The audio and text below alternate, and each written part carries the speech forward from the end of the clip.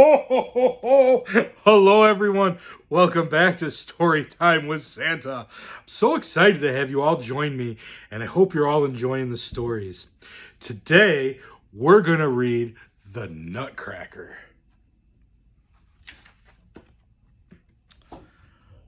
Christmas Eve. No other evening is so exciting, as I'm sure you'll agree. Marie, who was 7 years old, was eagerly awaiting the magic of Christmas Eve.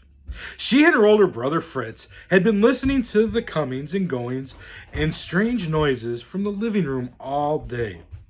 Fritz had even spied a dark, hunched man coming from the living room. It could only be their godfather, Papa Drosselmeyer.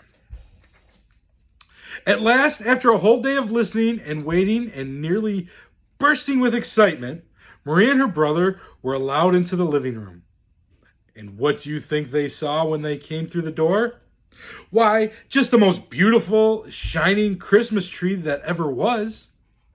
Little candles twinkled on the branches, and there were little toys and candles and ornaments too. "Oh, how marvelous!" Marie exclaimed. Fritz jumped up in the air and hollered, "Stupendous!"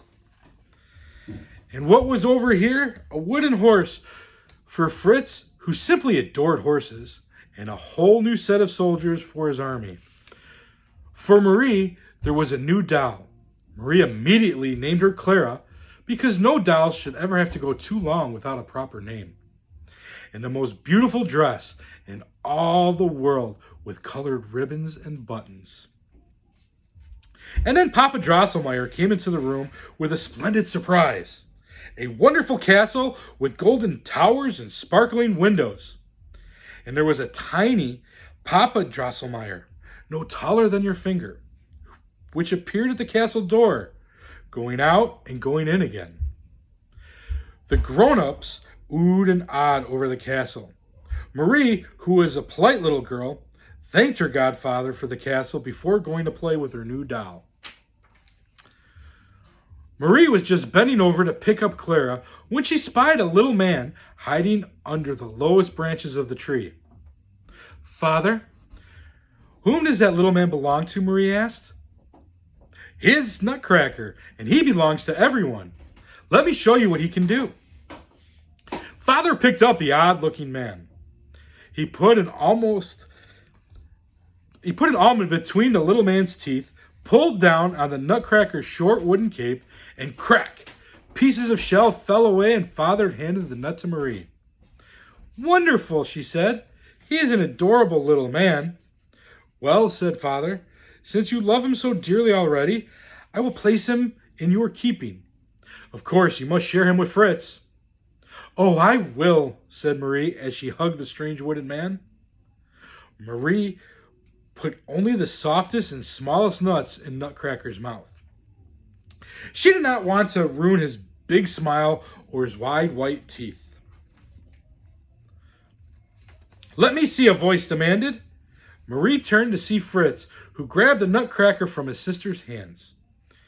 He started feeding Nutcracker the very hardest nuts. Nutcracker's teeth gave in with a terrible crunch, and 3 teeth popped out onto the floor. Poor Nutcracker! He looked so fine in his uniform and shiny black boots, but he had a broken jaw. "You give him back," said Marie. She took Nutcracker in her arms.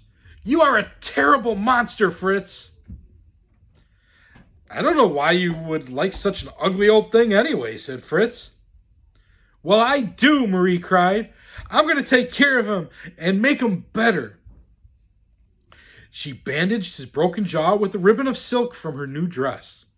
Then she took her wounded Nutcracker to the large glass cabinet in the living room, where they kept their favorite dolls and toys. Marie looked at Clara. "I'm sorry, Clara," she said, "but Nutcracker is badly wounded, and I know you won't mind giving up your bed to him.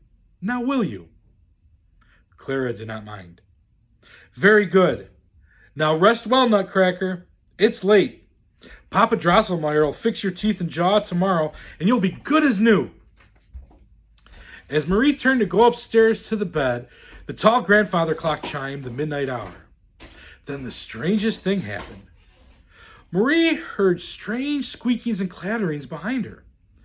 She spun around and could it be?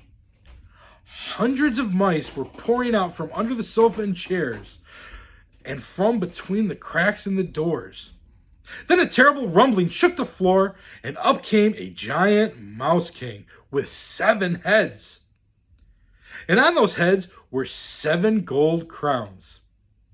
"I've come for Nutcracker, and he will be mine," he shouted. Nutcracker leaped up from the glass cabinet, leading Fritz's toy soldiers.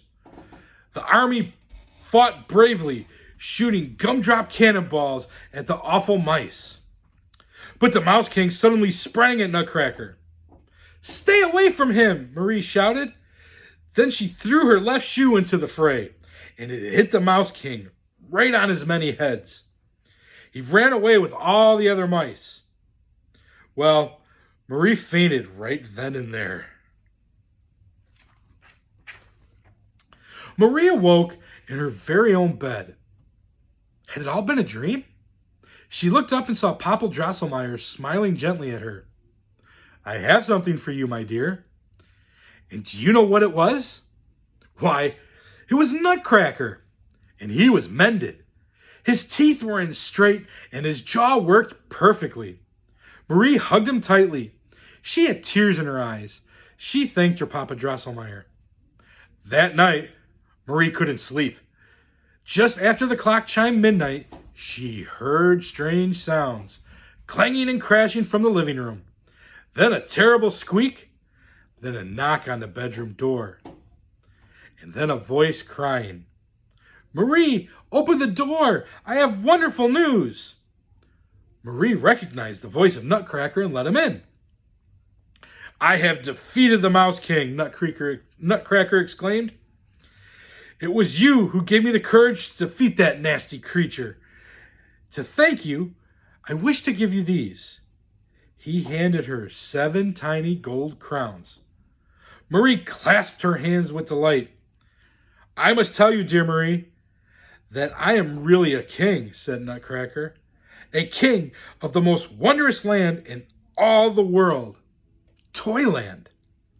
And now, will you join me as I travel to my kingdom to celebrate this happy occasion?" Marie could think of nothing she would rather do.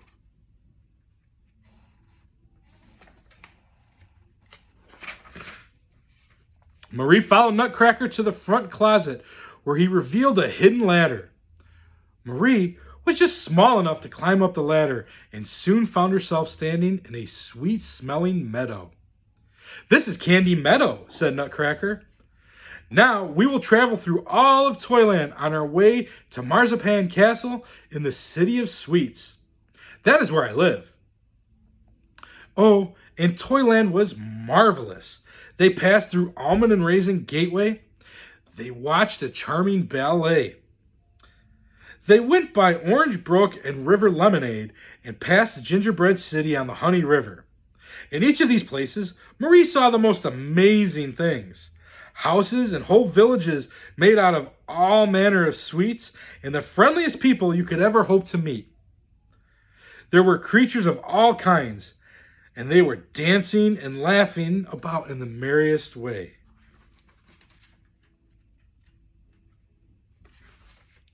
They finally came to a rose-colored lake.